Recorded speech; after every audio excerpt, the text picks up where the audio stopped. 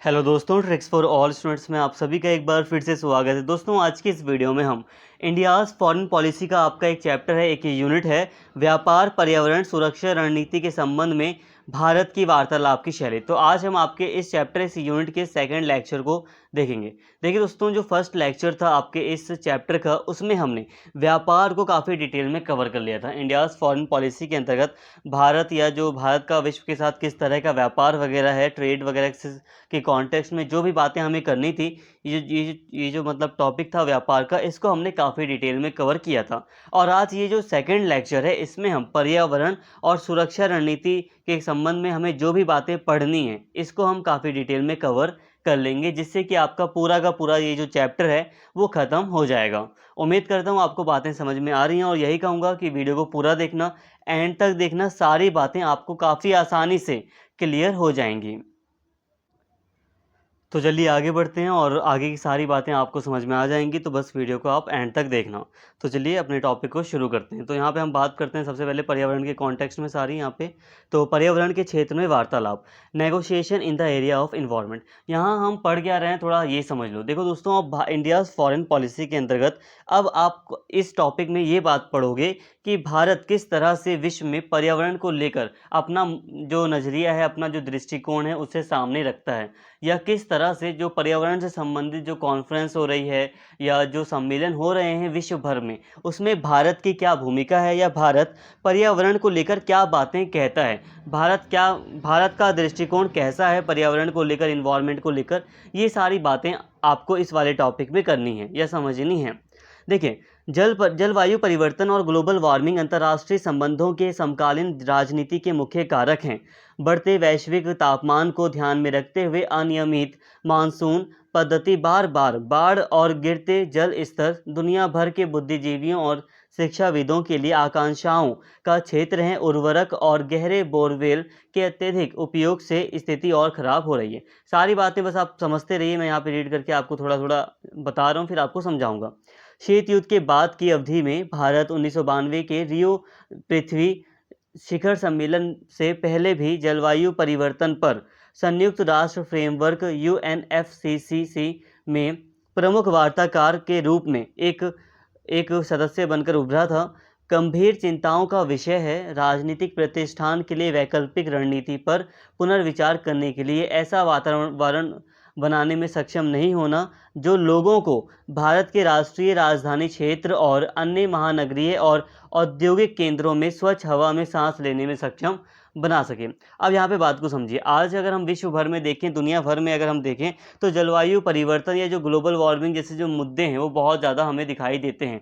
आज पूरी दुनिया में क्लाइमेट चेंज एक बहुत बड़ा मुद्दा है। जैसे आज आप देखोगे कि वर्तमान या समकालीन विश्व में कौन से बड़े मुद्दे हैं, तो एक मुद्दा आएगा आतंकवाद का, और दूसरा मुद्दा जो बड़ा आएगा वो आएगा पर्यावरण का।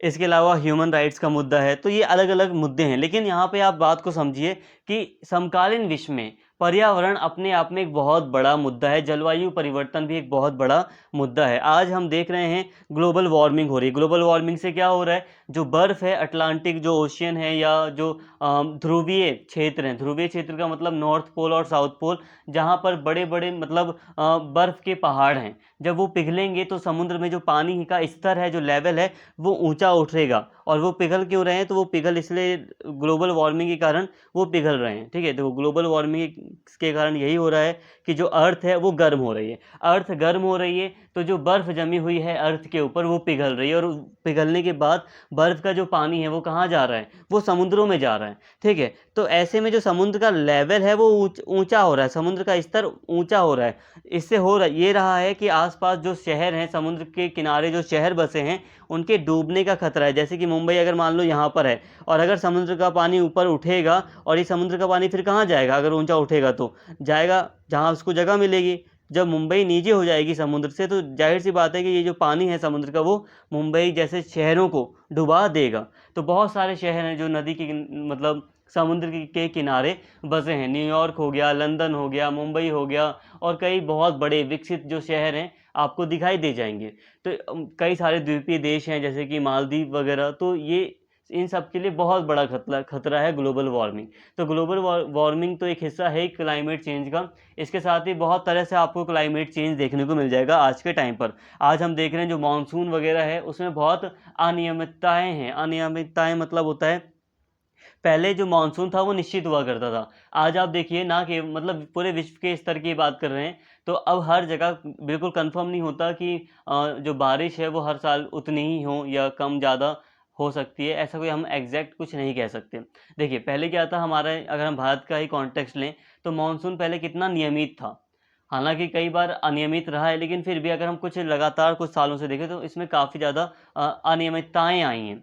जैसे कि आज आप देखिए राजस्थान वगैरह में बाढ़ जैसे हालात हैं। जहां पर पहले कभी पानी नहीं हुआ करता था वहां पे अब बाढ़ जैसे हालात हैं कि बारिश हो रही तो इतनी हो रही है कि बाढ़ आ जा रही है। तो ये क्या है, ये आपको दिखाएगा कि एक अनियमित है, आप ट्रस्ट नहीं कर सकते मानसून पर। अब ऐसा स्थिति हो गई है। तो ये सब क्लाइमेट चेंज का नतीजा है।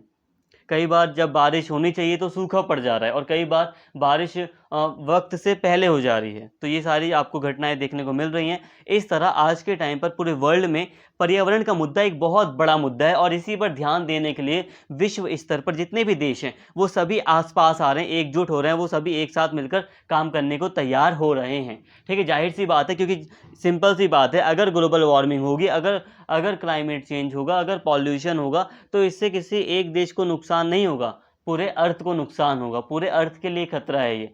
तो जाहिर सी बात है सबका एक साथ आना लाजमी है, और इसी के लिए कई सारे शिखर सम्मेलन वगैरह भी पर्यावरण को लेकर हो रहे हैं। अब ऐसे में भारत हर सम्मेलन में या पर्यावरण को लेकर क्या दृष्टिकोण रखता है, इसी को हम यहाँ पर समझने का प्रयास कर रहे हैं। यहाँ पर कहा जा रहा है, जैसे कि 1992 की बात करूँ तो 1992 में जो ब्राज़ील है वहाँ पर एक शहर है रियो डी जेनरियो। तो ब्राज़ील के रियो डी जेनरियो शहर में एक पृथ्वी सम्मेलन हुआ था, जो कि एक बहुत बड़ा पर्यावरण से संबंधित सम्मेलन माना जाता है विश्व स्तर का, और भारत ने 1992 में इसमें पार्टिसिपेट किया था।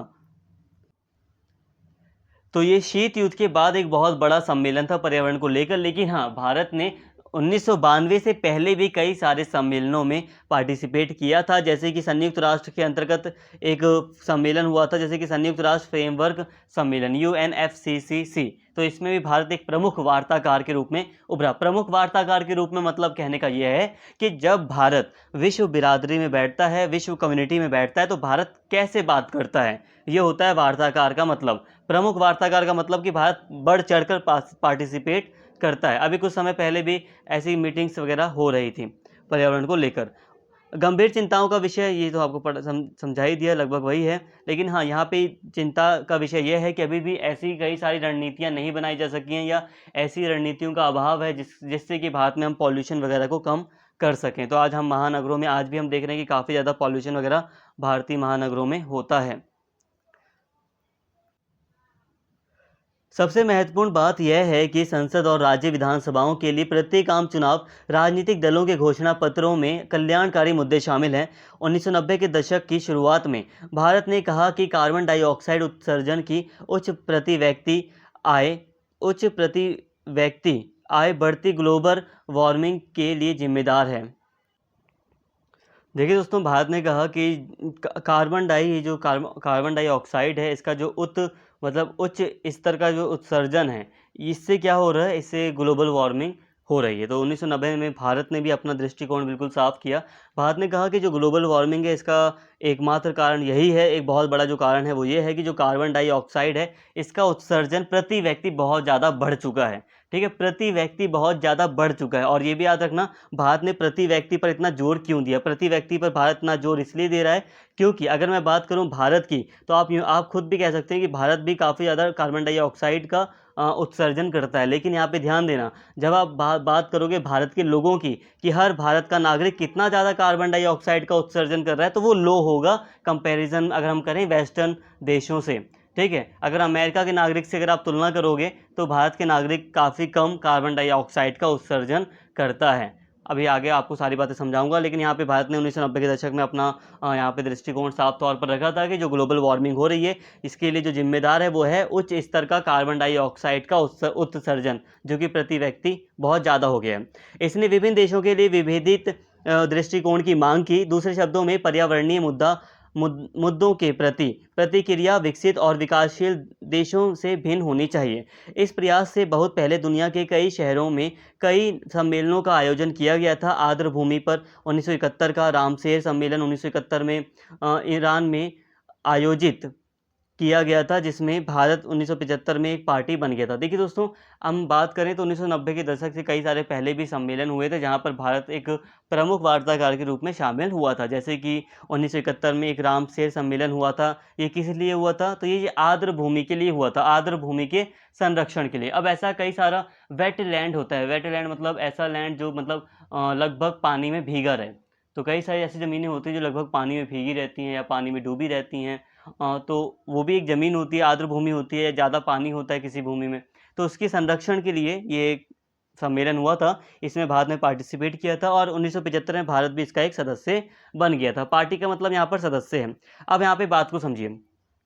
अब भारत ने 1990 के दशक में जब अपना दृष्टिकोण साफ किया, तो ये तो 1971 की बात तो मैंने आपको बता दी, लेकिन फिर 1990 के दशक वगैरह से जब भारत सक्रिय रूप से काफ़ी ज़्यादा मतलब एक्टिव रूप से जब वार्ताकार के रूप में पार्टिसिपेट करने लगा पर्यावरणीय सम्मेलनों में, और भी ज़्यादा तेज एक्टिव होकर या और भी ज़्यादा सक्रिय रूप से जब भारत ने पार्टिसिपेट किया, तो भारत ने साफ तौर पर सारी बातें खुलकर रखी हैं सामने। साफ तौर पर भारत ने कहा है कि ग्लोबल वार्मिंग के लिए प्रति व्यक्ति जो कार्बन डाइऑक्साइड का उत्सर्जन है, जो हाई स्तर का, ये जिम्मेदार है। और साथ में भारत ने कहा है कि इसकी कमी करने के लिए हमें विभेदित, इसकी कमी करने के लिए ये जो कार्बन डाइऑक्साइड या ये जो ऐसी चीज़ें हैं जिससे कि पर्यावरण को हानि हो रही है, उसकी कमी करने के लिए हमें जो विभेदित नीति है इसको अपनाना चाहिए, विभेदित दृष्टिकोण को अपनाना चाहिए। अब इसका क्या मतलब है, तो इसको ध्यान से समझ लो। देखो, कहा जाता है एक डिबेट है कॉमन ग्लोबल्स को लेकर, ठीक है। ग्लोबल कॉमन्स कह लो, वैश्विक सामान्य कह लो, या नॉर्मली ग्लोबल कॉमन्स की जगह आप कह लो ग्लोबल साउथ। अब ग्लोबल साउथ और ग्लोबल नॉर्थ में एक डिबेट चल रही है, वो ये है कि जो ग्लोबल साउथ के देश हैं, ग्लोबल साउथ का मतलब होता है विकासशील देश, ग्लोबल साउथ का मतलब या वैश्विक दक्षिण का मतलब होता है विकासशील देश, या आप कह सकते हैं दक्षिण में जितने भी देश हैं, अर्थ के दक्षिण में नॉर्मली जितने देश हैं जो विकासशील हैं, जो डेवलपिंग कंट्री है, जिनका अभी विकास पूरी तरह नहीं हुआ, वेस्टर्न यूरोप की तरह या अमेरिका की तरह जो विकसित नहीं है नॉर्मली, तो ये सभी इसमें शामिल होते हैं, ठीक है। जो नए स्वतंत्र देश थे द्वितीय विश्व युद्ध के बाद, तो वो सभी ग्लोबल साउथ में आते हैं। तो ऐसा माना जाता है कि क्योंकि इनके बीच डिबेट ये है कि भाई देखो, एक समय ऐसा था जब ग्लोबल साउथ के जो देश थे, ग्लोबल साउथ का मतलब हालांकि भारत साउथ में नहीं है, लेकिन फिर भी भारत एक विकासशील देश है, तो वो भी इसी वाले ग्रुप में शामिल है, ग्लोबल साउथ में, ठीक है। तो यहाँ पे यही कहा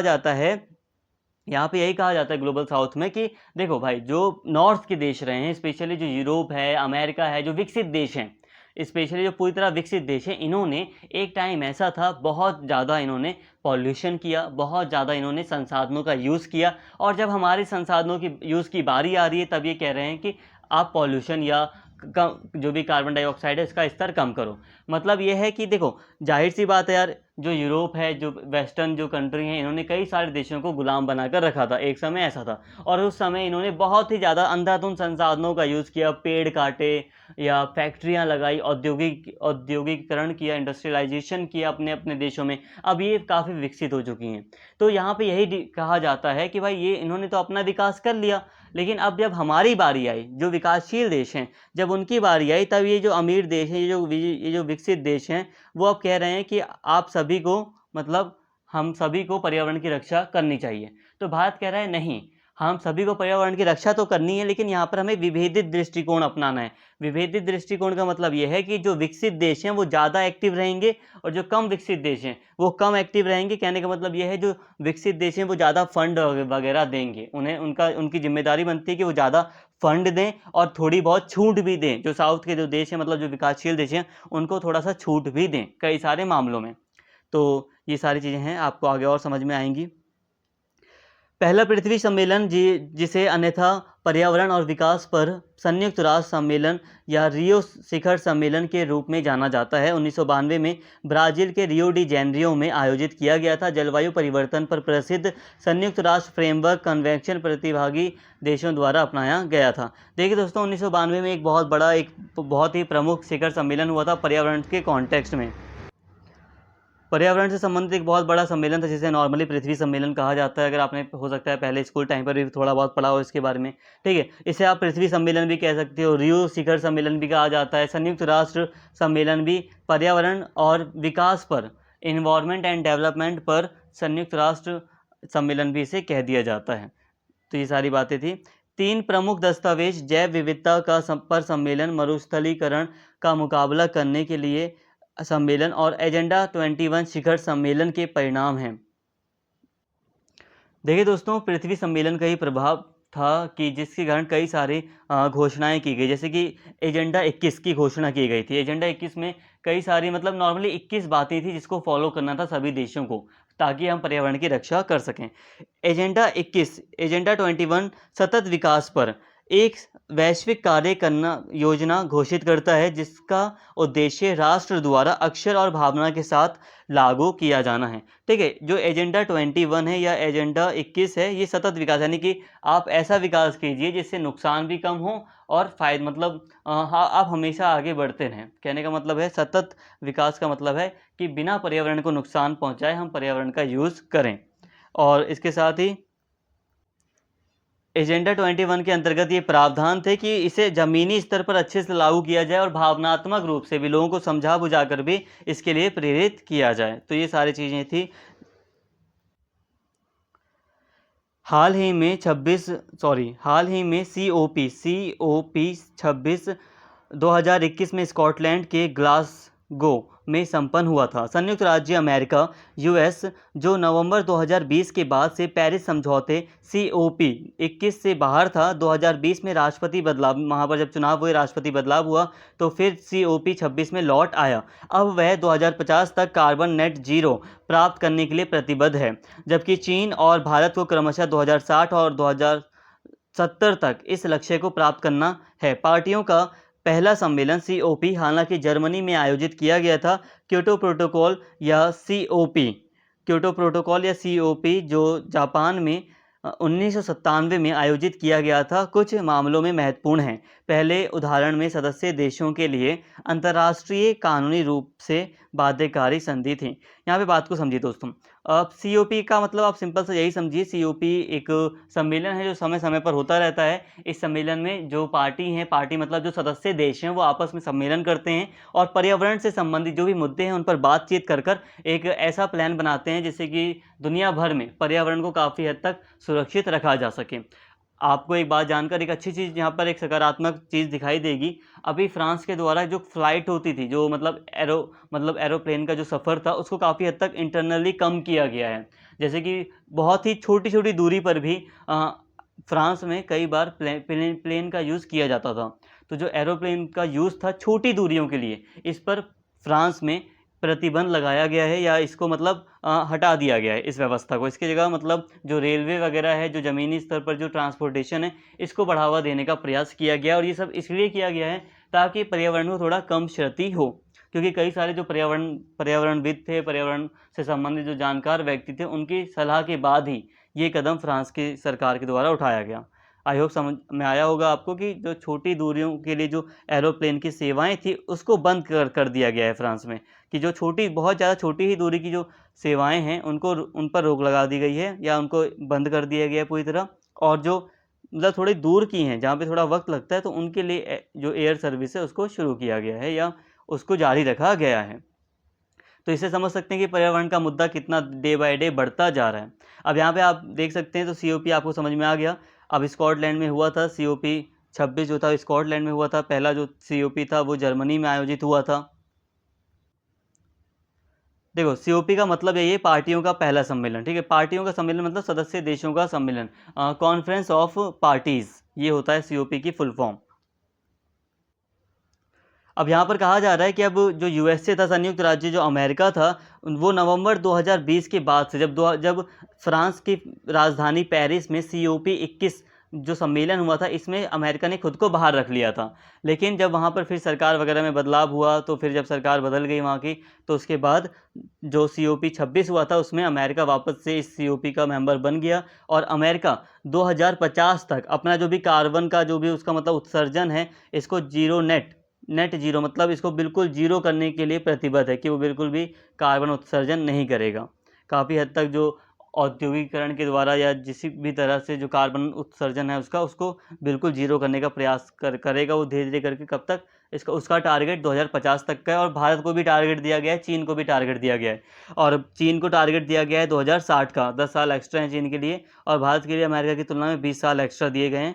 और यहाँ पे ये एक्स्ट्रा भारत और चीन के लिए इसलिए है क्योंकि ये विकासशील देश हैं, ठीक है। जब अमेरिका अपना विकास कर चुका था तो उस समय तो भारत और चीन जैसे देश तो गुलाम थे ना। चीन हालांकि गुलाम नहीं था, लेकिन फिर भी इन लोगों ने उस समय इतना पॉल्यूशन या इतना हानि नहीं पहुंचाई थी पर्यावरण को, इसलिए इनको कई सारी छूट भी दी गई है। सभी प्रतिभागी देश एक समझौते में पहुंचे जहां यह घोषणा की गई कि कार्बन डाइऑक्साइड उत्सर्जन को 2008 से 2012 के बीच पार्टियों द्वारा समयबद्ध तरीके से कम किया जाएगा। वैश्विक तापमान में वृद्धि को पूर्व औद्योगिक युग तक 1.5 डिग्री के भीतर रखने का निर्णय लिया गया। मतलब ये जो मतलब 2021 में COP 26 ये जो मीटिंग हुई थी पर्यावरण से संबंधित स्कॉटलैंड में, अब इसमें जो सदस्य देश थे, ये जो पार्टीज मतलब ये जो सदस्य देश थे, उनके बीच में एक सहमति बन गई कि जो 2008 से 2012 तक का ये जो टाइम पीरियड है, इसके बीच में हम जो कार्बन डाइऑक्साइड का जो उत्सर्जन है, किसी भी देश में जो कार्बन डाइऑक्साइड का जो उत्सर्जन है, इसको समयबद्ध रूप से तरीके से धीरे धीरे करके समयबद्ध रूप से कम करने का प्रयास पूरी तरह किया जाएगा। और ये जो वैश्विक तापमान में वृद्धि हो रही है, इसको औद्योगिक युग तक सीमित रखा जाएगा। जैसे कि जो पहले का औद्योगिक युग था उसमें जो तापमान था वो 1.5 डिग्री तक बढ़ गया था, तो इससे ज़्यादा ना बढ़ने दिया जाए, ये प्रयास किया गया है यहाँ पर। कार्बन डाइऑक्साइड का उत्सर्जन आप समझ रहे होंगे दोस्तों, जैसे कि अलग अलग हम देखते हैं कई सारी फैक्ट्रियां स्थापित की जाती हैं। अब यहाँ से जो धुआं निकल रहा है, यहाँ से जो मतलब जो भी हवा निकल रही है, ये सारी की सारी क्या होती है, मैक्सिमम इसमें कार्बन डाइऑक्साइड का जो पार्ट है वो ज़्यादा होता है। तो ये जो कार्बन डाइऑक्साइड का उत्सर्जन है, इसको कम करने का प्रयास किया जाएगा। बड़ी बड़ी जो गाड़ियाँ चलती हैं, तो गाड़ियों से भी कार्बन डाइऑक्साइड वगैरह निकलती है, कई सारी गैसें निकलती हैं। तो कई तरीक़ों से इसको कम करने का प्रयास किया जाएगा, ऐसा यहाँ पे डिसीज़न लिया गया। विकसित देशों ने विकासशील देशों को वित्तीय सहायता के रूप में हर साल $1 अरब की वित्तीय सहायता देने का वादा किया था। इसके अलावा भारत ने 72 हरित देशों के सहयोग से कार्बन डाइऑक्साइड उत्सर्जन को समयबद्ध तरीके से कम करने पर जोर दिया। यह प्रोटोकॉल 2005 में 116 देशों द्वारा हस्ताक्षर के साथ लागू किया गया था। यहाँ पे मैंने एक चीज़ गलत बोल दी, थोड़ा सा ध्यान देना। जैसे कि मैंने ये डिसीज़न बोला था आपको एक यहाँ पर कि 2021 में जो सम्मेलन हुआ था उसके आधार पर ये डिसीज़न लिया गया कि 2008 और 2012 में ये करने का प्रयास किया जाएगा। तो ऐसा पॉसिबल ही नहीं है कि 2021 में बैठकर हम पास्ट का डिसीज़न लें।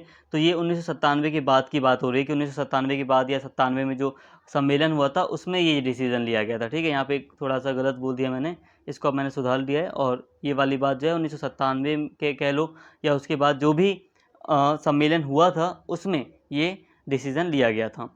आई होप यहाँ तक आपको बात समझ में आई होगी। इसके साथ ही जो विकसित देश हैं उन्होंने प्रॉमिस किया था कि जो विकासशील देश हैं उनको फ़ंड प्रोवाइड किया जाएगा, $1 अरब का जो फ़ंड है वो प्रोवाइड किया जाएगा। और भारत ने जो 72 हरित देश थे, 72 हरित देश का मतलब है ऐसे देश जहाँ पर अधिक से अधिक जो ऐसी ऊर्जा का प्रयोग हो रहा है जहाँ पर कार्बन डाइऑक्साइड का उत्सर्जन कम हो। जो जैसे कि कई सारे देश हैं दोस्तों जो ऊर्जा के क्षेत्र में सोलर ऊर्जा का प्रयोग करते हैं, या दूसरी तरीके कोयला वगैरह या पेट्रोलियम वगैरह के स्थान पर दूसरी तरह से ऊर्जा का प्रयोग करते हैं ताकि पॉल्यूशन वगैरह कम हो। तो उन देशों के साथ भारत ने कई तरह से मतलब सहयोग करने का प्रयास किया ताकि जो कार्बन डाइऑक्साइड का उत्सर्जन है उसे कम किया जा सके। दूसरी ओर विकसित देशों ने विकासशील देशों के से स्वच्छ विकास तंत्र पर आधारित परियोजनाएं लेने के लिए कहा। हालांकि शुरू में भारत इस प्रस्ताव से सहमत नहीं था, लेकिन बाद में उसने विभिन्न औद्योगिक निकायों और संघों के दबाव में इसे स्वीकार कर लिया। यह निर्णय लिया गया था कि 2008 से 2012 के बीच हर साल कार्बन डाइऑक्साइड उत्सर्जन को 5% कम किया जाएगा। जो दूसरी तरफ जो विकसित देश थे उन्होंने कहा विकासशील देशों से कि जो स्वच्छ विकास तंत्र होता है इसको अपनाया जाए। मतलब अगर आप कोई विकास की कोई परियोजना अपना रहे हो तो उसमें ध्यान रखो कि कम से कम पॉल्यूशन हो, ऐसा सिस्टम अपनाओ विकास करने का जिसमें कम से कम पॉल्यूशन हो। तो इस बात को भी भारत ने आगे चलकर स्वीकार कर ही लिया। 2008 के बाद से भारत ने पानी, सौर और नवीकरणीय जो रीन्यूएबल एनर्जी है, इस ऊर्जा क्षमता पर ध्यान केंद्रित करना शुरू कर दिया। वास्तव में पर्यावरण के मुद्दे लंबे समय से राजनीतिक दलों के लिए बड़े एजेंडे का हिस्सा नहीं थे, लेकिन अब शिक्षा के बढ़ते स्तर के साथ युवा पर्यावरण और सतत विकास से संबंधित मामलों पर गंभीर हो गए हैं। देखिए दोस्तों, 2008 की अगर हम बात करें तो 2008 के बाद भारत ने कई सारे ऊर्जा के जो क्षेत्र हैं उसमें कई सारे जो ऊर्जा के क्षेत्र हैं उसमें नवीकरणीय ऊर्जा पर बहुत ज़्यादा ध्यान केंद्रित किया है। आज आप भारत में देख सकते हैं कि जो सोलर पैनल या सोलर जो ऊर्जा है, इसका प्रयोग भारत में डे बाय डे बढ़ता जा रहा है। बहुत सारे इलाके ऐसे हैं जहाँ पर भारत की जो सरकार मतलब जो सरकार है वो कई सारी सब्सिडीज़ वगैरह प्रोवाइड करती है, जहाँ पर बहुत ज़्यादा धूप वगैरह भी आ रही है। जैसे कि गुजरात का बहुत मतलब एक रीज़न ऐसा है जो तटीय इलाका है, जहाँ पर मतलब इलेक्ट्रिसिटी वगैरह नहीं है, तो सरकार देख रही है वहाँ पर कि वहाँ पे सोलर एनर्जी का एक अच्छा प्रयोग किया जा सकता है।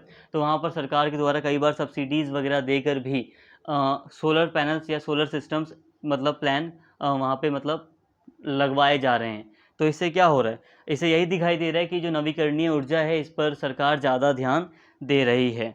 और वैसे भी अब देखा जाए तो हालांकि पहले पर्यावरण कोई बहुत बड़ा मुद्दा नहीं था राजनीतिक दलों के बीच में, पॉलिटिकल पार्टीज़ के बीच में, लेकिन जब से शिक्षा का स्तर बढ़ा है, युवा जागरूक हुए हैं, तो पर्यावरण और ये जो सस्टेनेबल डेवलपमेंट है, सतत विकास है। सतत विकास का मतलब होता है सदा विकास करते रहना, ठीक है। पर्यावरण को कम नुकसान पहुंचाते हुए विकास करना, कम से कम नुकसान पहुंचाते हुए विकास करना। तो इस पर ज़्यादा ध्यान देने लगे हैं, तो इसलिए पर्यावरण का मुद्दा भी राजनीतिक दलों के बीच में भी आ गया है। तथ्य की बात के रूप में पहले वरिष्ठ और अनुभवी राजनयिक जलवायु वार्ता में शामिल थे।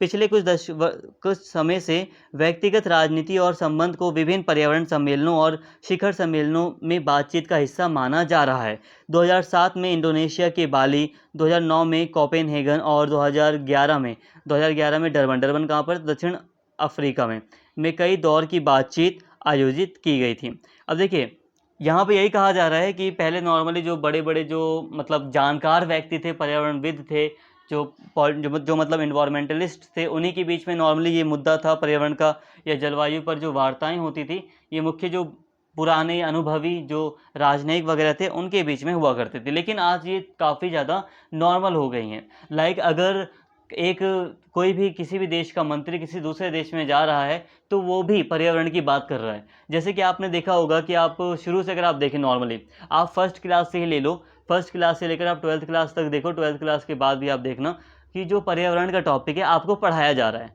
ठीक है। फर्स्ट क्लास में जब आप होंगे तो ईवीएस के रूप में आपको पढ़ाया गया होगा। अगर आपको फर्स्ट क्लास याद नहीं है तब भी आपको इतना याद होगा कि नॉर्मली 5th वगैरह क्लास से आप देखोगे कि साइंस की बुक के जो लास्ट के चैप्टर होते हैं उसमें आपको पर्यावरण का टॉपिक मिल जाएगा, हमारे आसपास का पर्यावरण। इसके बाद ज्योग्राफी वगैरह भी अगर है तो उसमें भी आपको पर्यावरण से संबंधित टॉपिक आपको पूरी तरह देखने को मिलेंगे, ठीक है। मतलब साइंस का हो या कुछ भी मतलब फील्ड का, आपको स्टडी आपको करनी ही पड़ती है एनवायरनमेंट के बारे में स्कूल टाइम में। वही हाल आपको कॉलेज में भी दिखाई देगा। स्टार्टिंग में जो बीए वगैरह होती है, ग्रेजुएशन तक का जो लेवल है उसमें भी आप देखोगे तो पर्यावरण का टॉपिक आपको स्टडी कराया ही जाता है, ठीक है। एईसी का आपका सब्जेक्ट रहा होगा, आपको याद होगा, तो उसमें भी आपको इन्वायरमेंटल साइंस के रूप में आपको स्टडी कराई जाती है। तो आप समझ सकते हैं एक नॉर्मल बात हो गई है आज के टाइम पर इन्वायरमेंट के बारे में पढ़ना। ये जो नॉर्मल बात है ये आपको इसकी इम्पोर्टेंस को दर्शाता है, ठीक है। उसी तरह जिस तरह हमारे लिए ये नॉर्मल हो गया इसका स्टडी करना, हर क्लास में हम स्टडी कर रहे हैं क्योंकि ये बहुत ज़्यादा इंपॉर्टेंट है। हर क्लास में हमें सरकार इसका स्टडी करवाती है इन्वायरमेंट से संबंधित चीज़ों की, ठीक है। क्योंकि ये बहुत ज़्यादा इंपॉर्टेंट है और इसीलिए मतलब हर क्षेत्र में इसका रोल देख सकते हैं।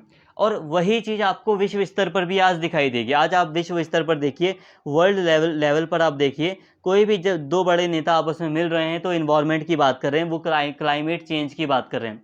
अब प्रधानमंत्री मोदी कहीं भी जाते हैं तो वहाँ पर भी वो पर्यावरण से संबंधित भी बात करते हैं, ठीक है। खेती की बात की जाती है भाई, क्योंकि आज खेती में भी फर्टिलाइज़र का यूज़ हो रहा है, केमिकल्स का यूज़ हो रहा है। तो अब बात की जाती है कि हम इनको अवॉइड करके एक जैविक खेती कर सकें, जैविक कृषि कर सकें। तो इस तरह आप देख सकते हैं काफ़ी नॉर्मल हो गया है, काफ़ी ज़्यादा ये सारी बातें करना काफ़ी सम्मेलनों में शामिल हुआ है। इस बीच 2015 के पेरिस समझौते ने जलवायु वार्ता प्रक्रिया में बदलाव को चिन्हित किया। यहाँ भारत ने 2025 तक कार्बन डाइऑक्साइड उत्सर्जन को 33 से 35% तक कम करने का वादा किया था। भारत का दावा है कि वह अपने कार्बन डाइऑक्साइड उत्सर्जन का 21% कम करने में सक्षम है और बाकी जल्द ही हासिल करने जा रहा है। तो देखिए दोस्तों, फिर ये जो पेरिस समझौता हुआ था 2015 का, इसमें भारत ने कहा था कि हम अपने जो भी कार्बन डाइऑक्साइड का उत्सर्जन है उसको इतना कम करने का प्रयास करेंगे। ठीक है, ऐसा भारत ने वादा किया था। तो ये यहाँ पर जितनी भी बातें आपको पढ़ाई जा रही, नॉर्मली यहाँ पे जितनी बहुत सारी बातें तो बेसिक्स हैं कि आपको बेसिक समझाया जा रहा है, लेकिन साथ में यहाँ पे कुछ आपको इन्फॉर्मेशन दी जा रही है, कुछ तथ्य बताए जा रहे हैं। जैसे कि 2015 में पेरिस समझौते में भारत ने जलवायु वार्ता के दौरान ऐसा कहा था कि 2025 तक जो भारत है वो कार्बन डाइऑक्साइड का उत्सर्जन इतना प्रतिशत कम करने का प्रयास पूरी तरह करेगा।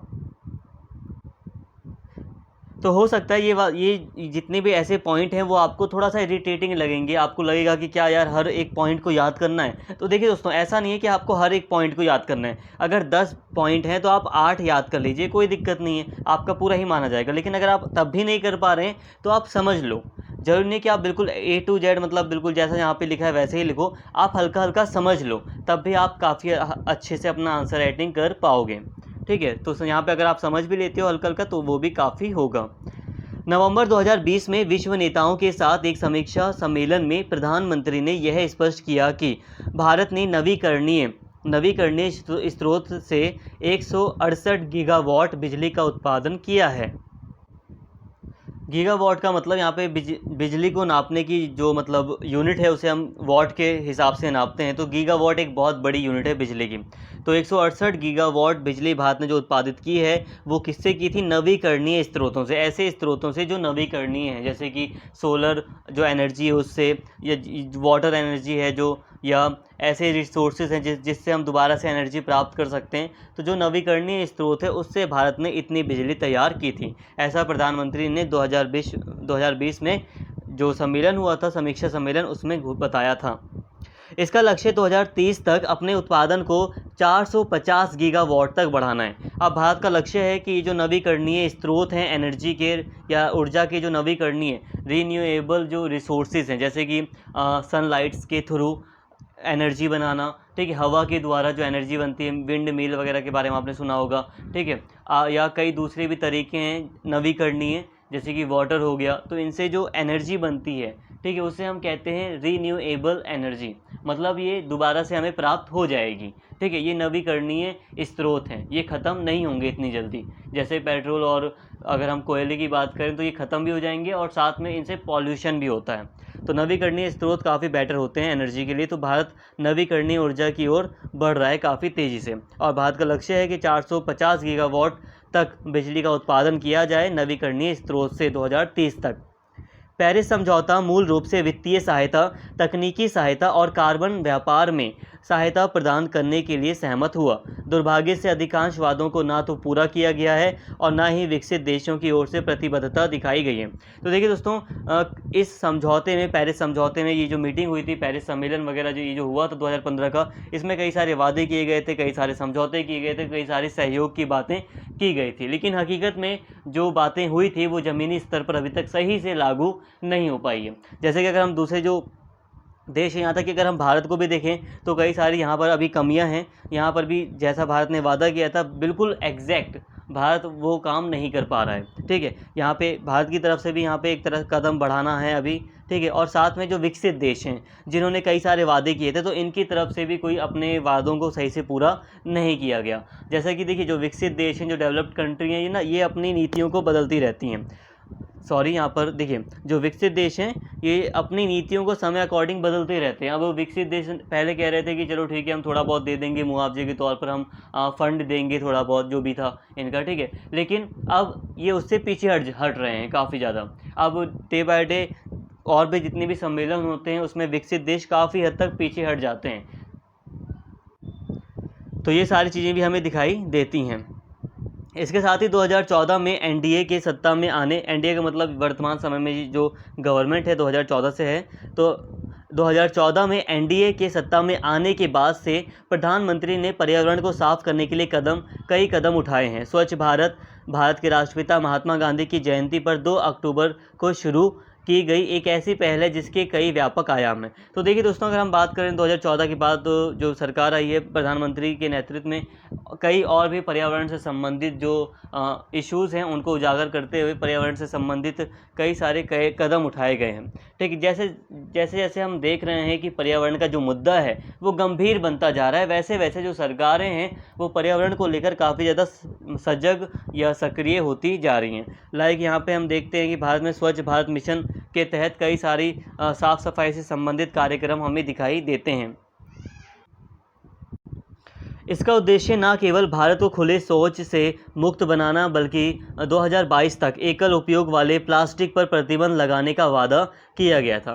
तो देखिए, जो खुले में शौच था, भारत में शौच था, इसको भी काफ़ी हद तक पूरी तरह मतलब इस पर प्रतिबंध लगाने का प्रयास किया गया। ऐसा नहीं है कि प्रतिबंध लगा दिया सरकार ने, बल्कि इसके लिए एक व्यवस्था बनाई गई सरकार के द्वारा। दूर दराज के गाँवों में शौचालय वगैरह की व्यवस्था बनाई गई, या आपने ऐसे शौचालय देखे होंगे जिन्हें मतलब टेम्परेरी रूप में लगाया जाता है, तो वो भी सरकार मुहैया करा रही है कई स्थानों पर। तो कहने का मतलब यह है कि इस बार सरकार ने क्या किया कि कई सारी व्यवस्थाएं करने का प्रयास किया जिससे कि पर्यावरण से संबंधित जो समस्याएं उससे निपटा जा सके। देखिए, एक चीज़ होता है प्रतिबंध लगाना और एक चीज़ होती है व्यवस्था देना। प्रतिबंध तो हम लगा देंगे, लेकिन प्रतिबंध लगाने से वो चीज़ें थमेंगी नहीं। जैसे कि अगर हम पर्यावरण को कहें हम कि सभी को अपना जो कूड़ा है वो कहीं भी इधर उधर नहीं फेंकना चाहिए, लेकिन अगर कहीं पर कोई डस्टबिन नहीं बना तो नागरिक कहाँ पर कूड़ा फेंकेंगे? जाहिर सी बात है वो नहीं मानेंगे, वो इधर उधर कूड़ा फेंक देंगे। लेकिन अगर उसी दूसरी तरफ हम डस्टबिन की व्यवस्था बना दें, हर 500 मीटर की दूरी पर, हर 200 मीटर की दूरी पर, हर 1 किलोमीटर के अंडर में आप कह लो, तो अगर हमें एक अच्छा डस्टबिन मिल जाता है, नॉर्मली रास्ते में डस्टबिन अगर हमें मिल जाता है, तो हम कूड़ा इधर उधर क्यों फेंकेंगे, है ना? तो अगर व्यवस्थाएं कर दी जाती हैं तो काफ़ी हद तक समस्याओं से निपटा जा सकता है। तो यहाँ पे एक हमें यही सकारात्मक रूप दिखाई देता है कि व्यवस्थाएं करने का प्रयास किया गया। हालांकि अभी भी इसमें और सुधार की आवश्यकता है। जैसे कि यहाँ पे प्लास्टिक के पर प्रतिबंध लगाने का वादा किया गया था। अब हाँ, प्लास्टिक को खुले शौच के रूप में अगर हम देखें तो सरकार ने काफ़ी अच्छी सी व्यवस्था बनाई और कई सारे शौचालय वगैरह का निर्माण करवाया है और लोगों को सजग बनाया, लोगों को जागरूक करने का भी प्रयास किया है। तो यहाँ पे हमें व्यवस्था दिखाई देती है और ये काफ़ी हद तक पूरी तरह ख़त्म ही सा हो गया है, ठीक है।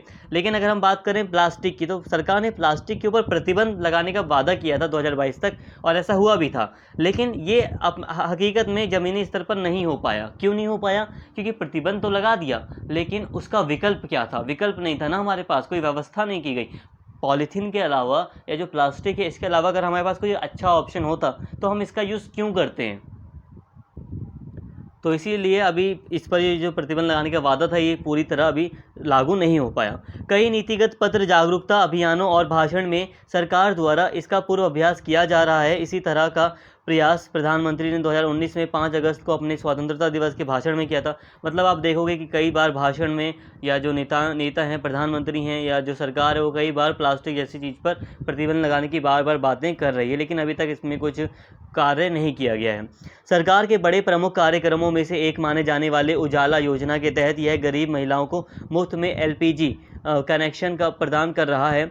देखिए, अब यहाँ पे सरकार ने कार्यक्रम निकाला है जिसके तहत जो उजाला योजना है, इसके तहत जो महिलाएं हैं, स्पेशली जो गरीब महिलाएं हैं, उन्हें मुफ्त में एलपीजी गैस प्रोवाइड कराई जा रही है। इससे क्या होगा? इससे जाहिर सी बात है वो चूल्हा नहीं जलाएंगी। चूल्हा मतलब यहाँ पर है लकड़ी का चूल्हा या ऐसी चीज़ें नहीं जलाएंगी, कूड़ा वगैरह नहीं जलाएंगी, जिससे कि उनकी एनर्जी मतलब उन्हें जो एनर्जी चाहिए होती है, तो लोग लकड़ी वगैरह का यूज़ करते हैं, ठीक है, पॉलीथीन वगैरह जलाते हैं, तब जाके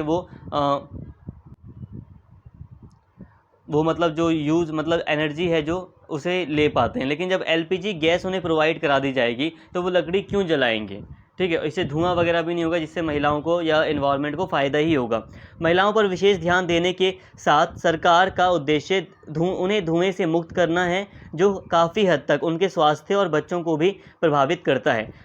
भारत ने फ्रांस के सहयोग से अंतर्राष्ट्रीय सौर गठबंधन की स्थापना की। अंतर्राष्ट्रीय सौर गठबंधन क्या है? अंतर्राष्ट्रीय सौर गठबंधन वही संस्था होगी दोस्तों जिसमें सौर की बात की जाए। सौर मतलब सोलर, मतलब सनलाइट से ऊर्जा बनाने से संबंधित जो चीज़ें हैं उसमें ये प्रमुख भूमिका निभाता है ये गठबंधन, जिसका मुख्यालय गुरुग्राम हरियाणा में स्थित है। अब सदस्यों की संख्या बढ़कर 120 हो गई है। संयुक्त राज्य अमेरिका हाल ही में एक सदस्य के रूप में इसमें शामिल हुआ है। अब देखिए, भारत ने फ्रांस के सहयोग से एक अंतर्राष्ट्रीय स्तर का संगठन स्थापित करवाया है। कहाँ पर? गुरुग्राम में। और इस संगठन में आज के टाइम पर अगर हम देखें तो लगभग 120-123 जो सदस्य हैं वो शामिल हो चुके हैं। स्कॉटलैंड में COP 26 सम्मेलन में कई बिंदुओं को COP 26 के परिणाम के रूप में सूचीबद्ध किया जा सकता है। अब देखिए दोस्तों, अब स्कॉटलैंड में जो एक सम्मेलन हुआ था COP, इसकी हमने स्टार्टिंग में भी बात की थी, COP 26। अब इसके तहत कई सारे भारत के लिए परिणाम निकले थे। भारत ने इसके तहत कई सारी चीज़ें की हैं पर्यावरण से संबंधित। इसको आप एक बार देख लो। सबसे पहले भारत 2030 तक जीवाश्म ईंधन पर अपनी निर्भरता को 50% कम करने के लिए प्रतिबद्ध है। भारत ने मतलब इस सम्मेलन के तहत ये पूरा वादा किया है भारत ने कि भारत अपना जो जीवाश्म है 2030 तक इसको 50% कम करेगा। जीवाश्म ईंधन का मतलब ये होता है कि लकड़ी का यूज़ करना, पेट्रोल का यूज़ करना, पेट्रोलियम का यूज़ करना। अपना जो जीवाश्म ईंधन है, ठीक है, इसका जो यूज़ है इसको 50% तक कम करेगा। दूसरा ये कि यह 2030 तक सौर ऊर्जा के माध्यम से अपने बिजली उत्पादन को 4500 गीगावाट तक बढ़ाने के लिए तैयार है। मतलब अपना जो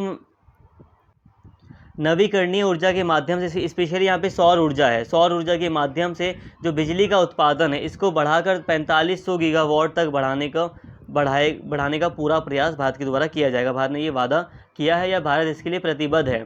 तीसरा उद्देश्य, इसका उद्देश्य इसी अवधि में कार्बन डाइऑक्साइड को 30% तक कम करना है। ठीक है, इसी अवधि में जो कार्बन डाइऑक्साइड है इसको 30% तक कम करना है। चौथा, निसंदेह भारत के प्रधानमंत्री ने उन लक्ष्यों को प्राप्त करने के लिए $1 ट्रिलियन की मांग की। अंत में भारत द्वारा कार्बन डाइऑक्साइड उत्सर्जन को कम करने के लिए अपने वन क्षेत्र का विस्तार करने की संभावना है। इसके लिए भारत आने वाले वर्षों में अधिक से अधिक इलेक्ट्रिक वाहनों को प्रोत्साहित करने के लिए प्रतिबद्ध है। इसके लिए वह पुराने पेट्रोल और डीजल मॉडल के स्थान पर खरीदारों को वित्तीय प्रोत्साहन दे रहा है। देखिए दोस्तों, इसके साथ ही दोस्तों हम यहाँ पे बात करें तो जो प्रधानमंत्री हैं उन्होंने $1 ट्रिलियन की मांग भी की है कि भारत के लिए $1 ट्रिलियन भी दिया जाना चाहिए एक फ़ंड के तौर पर, ताकि भारत ये जितने भी यहाँ पे प्रतिबद्धताएं हैं इनको पूरा कर सके। यहाँ पे जितने भी काम भारत उनको पूरा कर सके, इसके लिए भारत को एक फ़ंड भी मिलना चाहिए। इसके साथ ही यहाँ पे बात करें तो जो भारत है उसमें कार्बन डाइऑक्साइड उत्सर्जन को कम करने के लिए वन क्षेत्र को बढ़ाने की भी संभावना है कि वन क्षेत्र भी बढ़ाया जा सकता है ताकि कार्बन डाइऑक्साइड का जो स्तर है उसको कम किया जा सके। और अधिक से अधिक जो इलेक्ट्रिक वाहन है आप देख सकते हो भारत में अब उसको भी प्रोत्साहन मिल रहा है। पेट्रोल को रिप्लेस करने का थोड़ा प्रयास है यहाँ पर कि इलेक्ट्रिक वाहन चलाए जाएँ। इसके लिए सरकार कई बार प्रोत्साहन भी दे रही है, सब्सिडीज़ वगैरह देने का भी सरकार के द्वारा प्रयास है। इसके बाद दोस्तों हमारा जो टॉपिक है वो आता है सुरक्षा रणनीति का। तो आई होप दोस्तों आपको यहाँ तक पर्यावरण का जो टॉपिक था, इन्वायरमेंट का जो टॉपिक था वो समझ में आ गया होगा। आई थिंक यहाँ पे थोड़ा लेंथी हो गया, लेकिन ये लेंथी इसलिए था ताकि आपको सारी बातें पढ़ाई जाएं। अब इतना लेंथी पढ़ने के बाद अगर आपको जितनी भी बातें याद होंगी वो आपके लिए काफ़ी ज़्यादा इनफ होंगी। तो आपने सारी बातें कर ली, इसमें आपको काफ़ी अच्छे से सारा टॉपिक क्लियर हो गया होगा। अब हम यहाँ पे सुरक्षा रणनीति की बात कर लेते हैं। इसकी बात थोड़ी जल्दी करेंगे ताकि वीडियो इतना भी ज़्यादा बड़ा ना हो जाए और कम समय में ज़्यादा समझने का यहाँ पे आप जल्दी से प्रयास करेंगे। तो सुरक्षा रणनीति, सिक्योरिटी स्ट्रेटजी। अब जिससे में हम क्या बात करने जा रहे हैं, तो देखिए इंडिया के क्या सिक्योरिटी मतलब क्या स्ट्रेटजी है सिक्योरिटी को लेकर, सुरक्षा को लेकर भारत की क्या रणनीति रही है, इसके बारे में हम यहाँ पे बात कर रहे हैं। देखिए दोस्तों, सिंपल सी बात है, सुरक्षा करना हर एक देश का मतलब पूरी तरह कर्तव्य है। रक्षा करना अपने देश की, अपने क्षेत्रीय अखंडता की रक्षा करना, अपने देश को बाहरी खतरों से बचा कर रखना, ये किसका कर्तव्य है? पूरी तरह देश का कर्तव्य है, देश की ये जिम्मेदारी होती है। तो इस तरह जो सुरक्षा है वो एक बहुत बड़ा मुद्दा होता है किसी भी देश के लिए। भारत सहित सभी देशों के लिए घरेलू मोर्चे पर प्रमुख चुनौतियां हैं। ये सरकारों के लिए जिम्मेदारी है कि वे गरीबी उन्मूलन, आंतरिक संघर्ष से निपटने और राज्यों में चरमपंथी हिंसा, सांप्रदायिकता से लड़कर आंतरिक सुरक्षा सुनिश्चित करें। देखिए दोस्तों, नॉर्मली सुरक्षा से संबंधित जो चुनौतियाँ हैं सरकार के लिए, स्पेशली भारत के कॉन्टेक्स्ट में हम देखें तो कई सारे हैं, जैसे कि गरीबी उन्मूलन करना है, आंतरिक संघर्ष जो है इससे निपटना है। लाइक अभी हम देख रहे हैं कि मणिपुर में आंतरिक संघर्ष हो रहा है तो हमें उससे निपटना है। साथ में कुछ राज्यों में चरमपंथी लोग होते हैं जो हिंसा करते हैं तो इनसे निपटना होता है। सांप्रदायिकता से लड़कर आंतरिक सुरक्षा की स्थापना करनी है। तो कई सारे मुद्दे होते हैं नॉर्मली सभी देशों में, भारत में भी ये सारे मुद्दे हैं जिससे भारत की सरकार को निपटना होता है। तो ये सुरक्षा रणनीति, इसीलिए सुरक्षा रणनीति की आवश्यकता पड़ती है। रणनीति शब्द एक राष्ट्र की क्षमता को निष्पादित करने के विज्ञान और कला को संदर्भित करता है। कहने का मतलब यह है कि एक रणनीति का अर्थ है एक कला, एक विज्ञान, एक ऐसी कला जिसके द्वारा आप स्ट्रैटेजी, मतलब एक ऐसी कला है जिसके द्वारा आप किसी काम को काफ़ी अच्छे से कर सकते हो। ठीक है, रणनीति क्या होती है? किसी काम को अच्छे से करने की रणनीति, अच्छे से करने का प्लान। तो सिक्योरिटी स्ट्रैटेजी का या सुरक्षा रणनीति का मतलब यही है कि सुरक्षा से संबंधित एक अच्छा प्लान बनाना जो युद्ध के समय में लोगों के लिए सुरक्षा और लंबे समय में शांति सुनिश्चित कर सकता है। तो रणनीति यहाँ पे सिक्योरिटी के कॉन्टेक्स्ट में यही है कि ऐसी रणनीति, ऐसा प्लान बनाया जाए जो लोगों को, पूरे देश को काफ़ी अच्छे से सुरक्षित रख सकता है, शांति सुनिश्चित कर सकता है। तो आई होप यहाँ पे सामान्य बातें समझ में आई होंगी। अब यहाँ पे कुछ बातें हैं, जैसे कि कुछ घटक हैं सुरक्षा से संबंधित। अगर हम बात करें भारत के कॉन्टेक्स्ट में, तो देखिए अब भारत की मैं बात करूँ तो भारत के लिए सुरक्षा बहुत ज़्यादा इंपॉर्टेंट हो जाती है। अब भारत के लिए आप देखिए यहाँ पर, जब भारत आज़ाद हुआ था उसी समय 1947 से 48 के दौरान भारत और पाकिस्तान आमने सामने आए थे। फिर 1965 में, फिर 1999 में और 1971 में जब बांग्लादेश अस्तित्व में आया। तो ये लगभग 4 बार भारत पाकिस्तान स्पष्ट तौर पर आमने सामने आए हैं और इनके 4 बार युद्ध हो चुके हैं। ठीक है, तो इस तरह हमें पाकिस्तान से बहुत खतरा है। एक तरह से हमारा, अगर हम सुरक्षा के लिहाज से देखें तो एक तरफ से अगर हम देखें तो हमें अपनी सुरक्षा को स्ट्रॉन्ग बनाना है, क्योंकि पाकिस्तान से हमारे 4 बार युद्ध हो चुके हैं। तो ऐसे में हमें एक सुरक्षा रणनीति की आवश्यकता है, एक अच्छी रणनीति की आवश्यकता है। ठीक है, 4 बार युद्ध हो चुके हैं और हकीकत में कहा जाए तो इनके साथ रोज़ ही युद्ध होता रहता है, रोज़ ही गोलाबारी होती ही रहती है। कभी आप सुनेंगे सीज़ फायर तोड़ दिया, या जो भी है, मतलब वहाँ पाकिस्तान की तरफ से गोलियाँ चली, ऐसा आप रोज़ ही सुनोगे न्यूज़ में। मैं जब से मतलब न्यूज़ देख रहा हूँ तो मुझे तो रोज़ ही सुनाई देता है। तो इनके साथ हमें रोज़ ही युद्ध करना पड़ रहा है। तो ये एक बहुत बड़ी चुनौती है भारत के लिए सुरक्षा संबंधित। इसके साथ ही भारत चीन 1962 का युद्ध। अब 1962 में चीन ने भारत को एक तरह से धोखा दिया पूरी तरह, और चीन ने भारत पर आक्रमण कर दिया था। और ऐसे में सबसे बड़ी बात ये थी कि भारत हारा तो था, लेकिन भारत का बहुत ज़्यादा जो क्षेत्र है वो भी चीन ने अपने कब्जे में रख लिया और आज तक चीन के कब्जे में है। तो ये बहुत बड़ा, मतलब एक तरह से एक कॉन्फ्लिक्ट है भारत और चीन का। तो चीन के साथ एक बहुत बड़ा कॉन्फ्लिक्ट होने के नाते भी भारत को अपनी सुरक्षा को काफ़ी ज़्यादा कड़ा करना है, या एक अच्छी रणनीति भारत को चाहिए। तो ये खतरे के तौर पर आप इसे देख सकते हो। और आगे भी चीन धोखा दे सकता है, ये भी एक खतरा है, ये भी एक बहुत बड़ा डाउट है। आतंकवाद ने 1990 के बाद से, इसके अलावा दोस्तों यहाँ पे मैं ज़्यादा रीड नहीं कर रहा हूँ, आप रीड कर सकते हो, नोट्स को आप स्क्रीनशॉट लेकर रीड कर लो, या रोक कर वीडियो को थोड़ा आप चाहो तो रीड कर सकते हो। ठीक है, मैं रीड नहीं करूँगा, टाइम ज़्यादा लग रहा है, इसलिए यहाँ पर जल्दी से समझा रहा हूँ। अब आतंकवाद भी भारत के लिए खतरा है। 1990 के बाद अलग ही तरह का आतंकवाद भारत में और तेज़ी से बढ़ता गया। कई सारी आतंकवादी घटनाएँ भारत में हुई। जम्मू कश्मीर में तो आतंकवाद बहुत लंबे समय से रहा ही है, वहाँ पर 1990 के बाद ये घटनाएं और भी बढ़ गई थी, आतंकवादी घटनाएं और भी ज़्यादा बढ़ गई थी, जिससे कि बहुत ज़्यादा खून खराबा हुआ, निर्दोष लोग मारे गए, हज़ारों निर्दोष लोगों की जानें गई। ठीक है, इसमें कई सारे लोग शहीद भी हुए हैं। कई सारे हमारे जो लोग थे, जो पुलिस बल था या सशस्त्र जो बल थे, जो नागरिक थे, वो शहीद भी हुए इसमें। तो इस तरह आतंकवाद की जो घटना है भारत के लिए बहुत बड़ी घटना है, बहुत बड़ा भारत के लिए खतरा है। 2001 में भारतीय संसद पर पूरी तरह हमला हुआ, 26/11 की घटना हुई। ये बहुत बड़ी बड़ी आतंकवादी घटनाएं हैं, और इस तरह से भारत एक आतंकवाद से पीड़ित देश है। अगर सच कहा जाए तो ऐसे आपको आंकड़े दिखाई देंगे जिसमें कहा जाएगा, मैंने एक रिपोर्ट पढ़ी थी तो उसमें ये भी कहा गया था कि भारत 2nd नंबर पर आता है आतंकवाद से प्रभावित होने में। तो बहुत बड़ी बात है ये, और इस तरह आप समझ सकते हो कि कितना आतंकवाद भारत में फैला है। तो इस तरह भारत के लिए भी ये भी बहुत बड़ा खतरा है, इससे भी भारत को निपटना है। इसके अलावा उत्तर पूर्वी भाग में अगर हम देखें तो उग्रवादी समस्याएं आपको दिखाई देंगी। अब जो भारत का नॉर्थ ईस्ट का जो एरिया है, जैसे अगर आप देखें असम का देख रहे हैं एरिया, मणिपुर का एरिया देख रहे हैं, नागालैंड वगैरह का ये जो एरिया रहा है, अरुणाचल प्रदेश वगैरह का ये जो पूरा 7 सिस्टर जिसे हम कहते हैं राज्य, 7 सिस्टर जो स्टेट हम कहते हैं उत्तर पूर्वी जो भारतीय जो राज्य हैं, यहाँ पर बहुत सारे कॉन्फ्लिक्ट हमें देखने को मिलते हैं। जो जनजातियाँ हैं वो अलग अलग तरीके से अपना मतलब विरोध जताती हैं, उग्र रूप से कई बार विरोध प्रदर्शन होते हैं। अभी हाल ही में मणिपुर में हम देख रहे हैं कि जातीय हिंसा हो रही है। तो ये सारी चीज़ें अलगाववादी विचारों को बढ़ावा देती हैं। कई सारे ऐसे अलगाववादी आंदोलन चलते रहते हैं जिसमें कहा जाता है कि जो मूल राज्य है उससे हमें अलग एक राज्य बना दिया जाए, और ऐसा हुआ भी है। भाषा आंदोलन और जातिगत आंदोलन कभी कभी आंतरिक राजनीतिक स्थिति को बढ़ा रहे हैं। अब भारत में भाषागत आंदोलन भी होते हैं, जैसे कि आप देखोगे कि कई सारी अपनी जो स्थानीय भाषा है उसको भारत की जो केंद्रीय भाषा है, भारतीय जो संविधान की भाषा है उसमें शामिल करने के लिए आंदोलन होते हैं, जातिगत आंदोलन होते हैं, और कई बार इसी के तहत नक्सलवाद को भारत में बढ़ावा मिलता है। तो ये कई सारी समस्याएं हैं जिससे भारत को निपटना है। तो इस तरह आप देख सकते हो भारत के लिए जो खतरा है वो बहुत ज़्यादा है। इसके अलावा और भी कई सारी समस्याएं हैं भारत के लिए, सुरक्षा रणनीति से संबंधित कई और दूसरी भी खतरे या समस्याएं हैं, जैसे कि समुद्र में और पड़ोसी देशों के साथ मादक पदार्थों की तस्करी।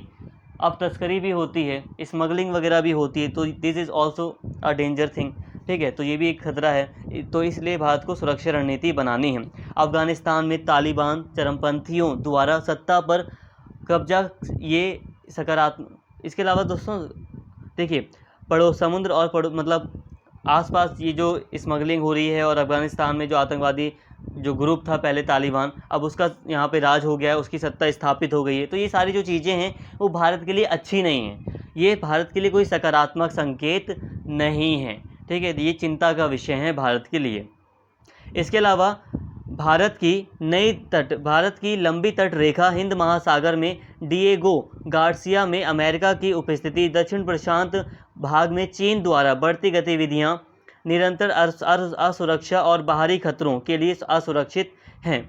भारत एक शांतिप्रिय देश है, लेकिन यह विभाजन के समय बड़े पैमाने पर प्रवास, धार्मिक हत्या और संपत्ति के विभाजन जैसी असंख्य समस्याओं से या चुनौतियों से जूझ रहा है। अब देखिए दोस्तों, भारत के लिए और भी कई सारी समस्याएं हैं, जैसे कि अब देखिए जो हिंद महासागर है, अब भारत का जो हिंद महासागर मतलब समुद्र तट है वो बहुत ज़्यादा विशाल है। लगभग आप देखेंगे 7,500 समथिंग कुछ किलोमीटर की कोई लंबाई है कुल, तो वो तटीय रेखा है भारत की जो समुद्र से टच हो रही है। तो इतनी बड़ी तटीय रेखा है भारत की, ऐसे में भारत को समुद्री सुरक्षा भी करनी है, और ऐसे में जो हिंद महासागर है उसमें भारत की स्थिति बहुत ज़्यादा इम्पॉर्टेंट है। और हिंद महासागर अगर आप देखिए तो हिंद महासागर में अमेरिका विद्यमान है, जैसे कि डिएगो गार्सिया एक आइलैंड है जिस पर अमेरिका का कब्जा है, वहाँ पर अमेरिका की उपस्थिति है। ये कहाँ पर है आइलैंड? तो ये आइलैंड है मालदीव है, जहाँ पर तो मालदीव से थोड़ा दक्षिण में आप जाएंगे तो ये वाला आइलैंड आपको दिखेगा। ठीक है, तो यहाँ पर अमेरिका की उपस्थिति होना भारत के लिए एक ठीक बात नहीं है एक तरह से। इसके साथ ही दक्षिण प्रशांत भाग में चीन जो दक्षिण प्रशांत जो हिंद महासागर, अगर आप अगर आप पूर्व की तरफ जाएंगे, हिंद महासागर के पूर्व की तरफ आप जाएंगे तो फिर कौन सा सागर आएगा? दक्षिण प्रशांत महासागर ही आएगा। तो वहाँ पर चीन काफ़ी ज़्यादा अपना दबदबा बढ़ा रहा है, हिंद महासागर में भी एंटर करने का प्रयास कर रहा है। श्रीलंका में उसने अपने कुछ पोर्ट बना लिए हैं, स्थापित कर लिए हैं। ठीक है, तो इस तरह से चीन भी भारत के लिए एक बहुत बड़ा खतरा है सुरक्षा के हिसाब से। तो भारत एक शांतिप्रिय देश है, तो ऐसे में भारत इन सभी समस्याओं से जूझ रहा है। और इसके साथ ही जो विभाजन के बाद समस्याएं पैदा हुई उससे भी भारत कई तरह से जूझ रहा है, जैसे कि प्रवास हुआ, लंबे समय से माइग्रेशन हुआ, धार्मिक हत्याएं हुई थी, संपत्ति विभाजन हुआ था। तो ऐसी बहुत सारी असंख्य चुनौतियों का सामना भारत को करना पड़ा। प्रारंभ में तिब्बत के मुद्दे पर भारत और चीन के बीच बहुत अंतर था, जबकि नेहरू के अंतर्राष्ट्रीय कद और सरदार पटेल ने कुछ मुद्दों को संतोषजनक ढंग से हल करने में मदद की। भारत को अभी तक पूर्वी और पश्चिमी दोनों मोर्चों पर चीन और पाकिस्तान के साथ स्थायी शांति और स्थिरता हासिल करनी है। तो दोस्तों यहाँ तक आप बात आई होप समझ गए होंगे। तो ये सारी भारत के लिए सुरक्षा रणनीतियाँ आवश्यक हैं। यहाँ तक हमने बात कर ली सुरक्षा रणनीति के तहत, हमने कई सारे सुरक्षा घटक देखे कि आखिर भारत को सुरक्षा रणनीति क्यों आवश्यकता है। तो भारत को एक तरह से जो तटीय रेखा है भारत की, जो जहाँ पर समुद्र तट है, तो यहाँ पर भी सुरक्षा चाहिए भारत को। साथ में ज़मीनी जो लैंड टच हो रहा है दूसरे देशों के साथ, वहाँ पर भी भारत को सुरक्षा की आवश्यकता है। ठीक है, स्पेशली चीन और पाकिस्तान के साथ भारत को अपने जो संबंध हैं उसको संतुलन लाना है या उसमें स्थिरता हासिल करनी है, ताकि एक अच्छी सुरक्षा व्यवस्था स्थापित हो सके और अपने आप को और भी ज़्यादा मजबूत करना है। तो दोस्तों आई होप यहाँ तक आपको सारी बातें समझ में आ गई होंगी। यहाँ तक हमने सुरक्षा रणनीति से संबंधित जितनी बातें की उतनी इनफ हैं। और इस तरह हमने आपका जो पूरा चैप्टर था व्यापार पर्यावरण और सुरक्षा रणनीति से संबंधित इसको पूरी तरह कंप्लीट कर लिया है। आई होप सारी बातें आपको क्लियर हो गई होंगी। अगर सारी बातें आपको समझ में आई हैं और अगर आपको वीडियो अच्छी लगी है तो प्लीज़ वीडियो को लाइक करें, शेयर करें, और अगर आपने अभी तक चैनल को सब्सक्राइब नहीं किया है तो प्लीज़ चैनल को सब्सक्राइब कर लें। Thank you.